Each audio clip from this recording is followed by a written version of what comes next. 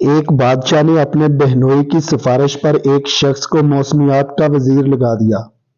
ایک روز بادشاہ شکار پر جانے لگا تو روانگی سے قبل اپنے وزیر موسمیات سے موسم کا حال پوچھا۔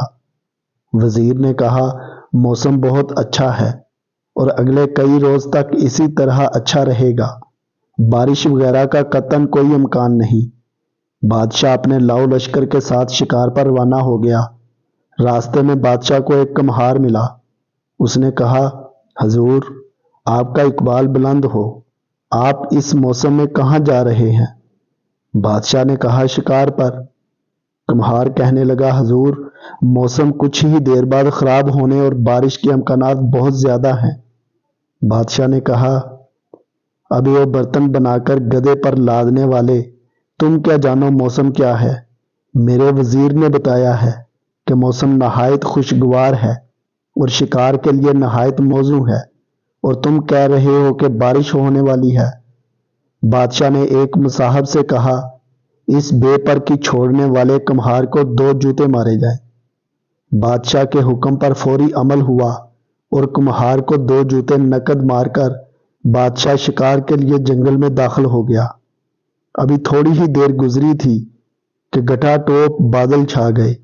ایک آدھ گھنٹہ بعد گرج چمک شروع ہوئی اور پھر بارش بھی ایسی کہ خدا کی پناہ، ہر طرف کیچڑ اور دلدل بن گئی۔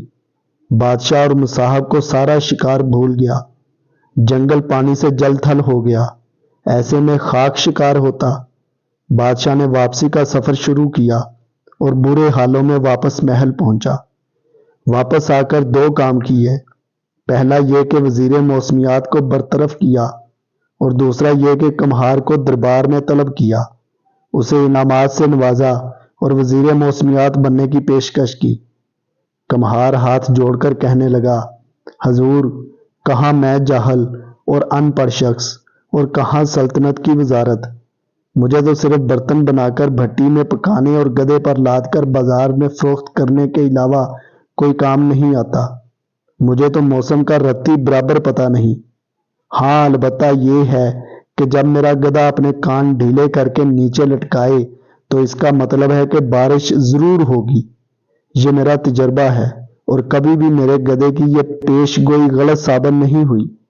بادشاہ نے کمہار کے گدھے کو اپنا وزیر موسمیات مقرر کر دیا۔